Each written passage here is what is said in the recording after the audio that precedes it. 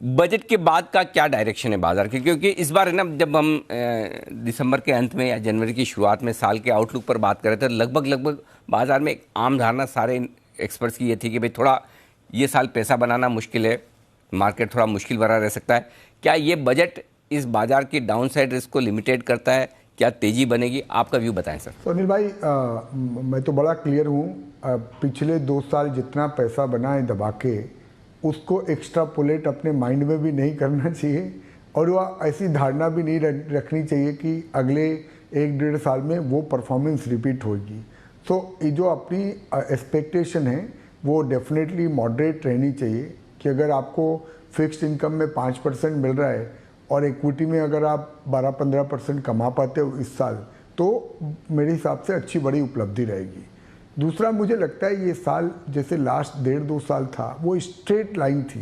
वो तो हाइंडसाइट में पता चलता है कि वो स्ट्रेट लाइन थी, पर वो रिलेटिवली स्ट्रेट लाइन थी। इस बार मुझे लगता है बाजार थोड़े वॉलेटाइल रहेंगे।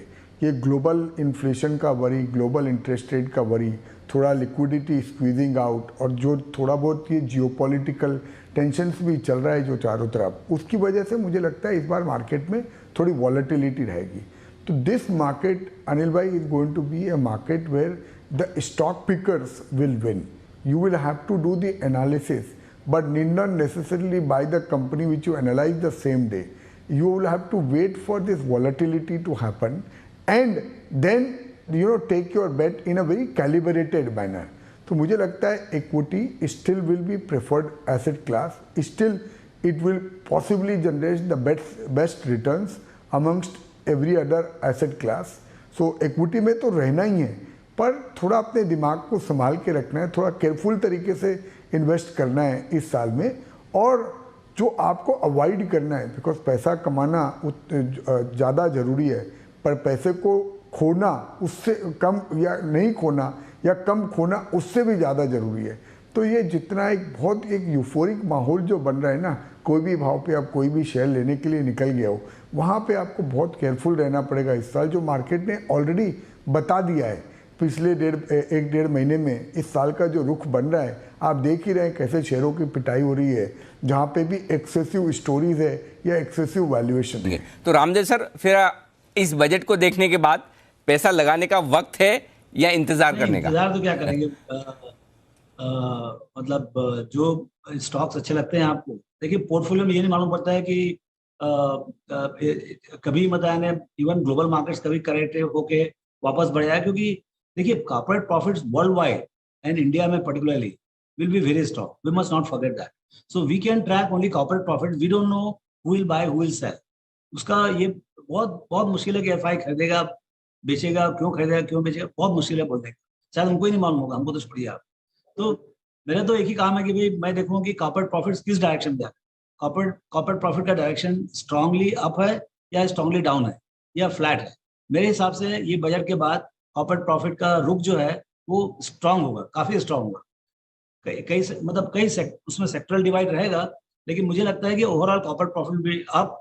एंड पी मल्टीपल, मेरे को ऐसा लगता है जो बेस्ट अंडरस्टैंडिंग है 12 महीने का, मुझे लगता है थोड़ा सा निगेटिव साइड रहेगा पी मल्टीपल.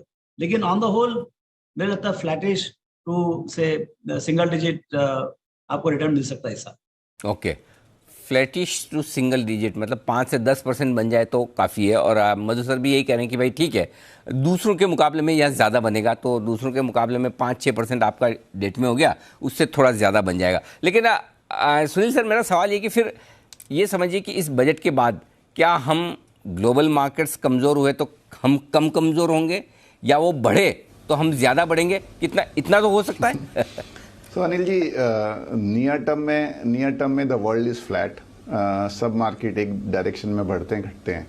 लेकिन अगर आप देखिए लास्ट 2 महीने का भी अगर आप ट्रेंड देखिए, नैस्डैक ऊपर से 15% गिर गया था, डाउ और S&P भी गिरे थे, दूसरे मार्केट भी गिरे थे. इंडियन मार्केट लास्ट 2 महीने में भी पॉजिटिव है. इनफैक्ट अगर आप ईयर टू डेट देखें 1 जनवरी 2022 से लेके आज तक, आज भी हम पॉजिटिव हैं 1%. तो I think in the near term also इतना एफआई का सेलिंग हो गया, फिर भी हमारा मार्केट उसको विथस्टैंड कर चुका है.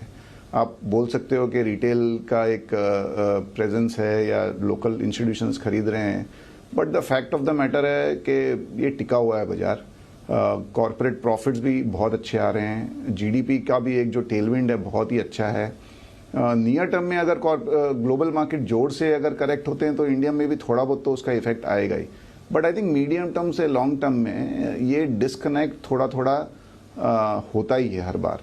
और हम सब कह रहे हैं वैल्यू वर्सेस ग्रोथ, ये अभी एक ट्रेंड अभी शुरू हो गया है कि जहाँ पे बहुत ही ज़्यादा हाइप थी, जैसे यूएस में भी नैस्डैक ज़्यादा करेक्ट हो रहा है डाउ के मुकाबले, क्योंकि वहाँ ज़्यादा हाइप थी। कंपनियां जिसका प्रॉफिट क्या रेवेन्यू का भी अता पता नहीं है, वो भी 20 बिलियन 50 बिलियन $100 बिलियन पे ट्रेड हो रही थी। इंडिया में भी हमने देखा कि वैसी कंपनियां की ऐसी धुलाई हुई है जो पहले कभी देखी नहीं गई है। तो आई थिंक एक जो है ना, अगर आप सही प्रॉफिट फोकस्ड कंपनियों में हैं तो आई थिंक आपका जो रेजिलियंस है despite all the volatility in the markets is much higher, और वो क्लियर दिख रहा है। जहाँ पे भी अर्निंग्स का टेलविंड है वहाँ स्टॉक गिरे नहीं है या बहुत कम गिरे हैं।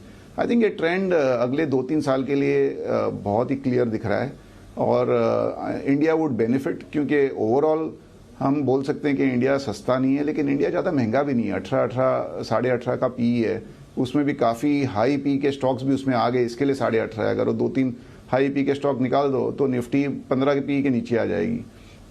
और जो पुराने जो बोलते हैं ना, जो इकोनॉमी रिलेटेड स्टॉक्स रहते थे, जैसे यूटिलिटीज़ है या इवन मेटल्स है, बैंकिंग है, इन्होंने पार्टिसिपेट किया है, लेकिन इनके प्रॉफिट के हिसाब से अभी भी पार्टिसिपेट किया नहीं है। तो मेरे हिसाब से तो डीकपल होगा, और फॉरेन इन्वेस्टर्स को भी इंडिया जैसी लार्ज बड़ी इकोनॉमी में इन्वेस्ट नहीं करने की ऐसे मुझे लगता नहीं कि उनको कोई एक ऑप्शन है।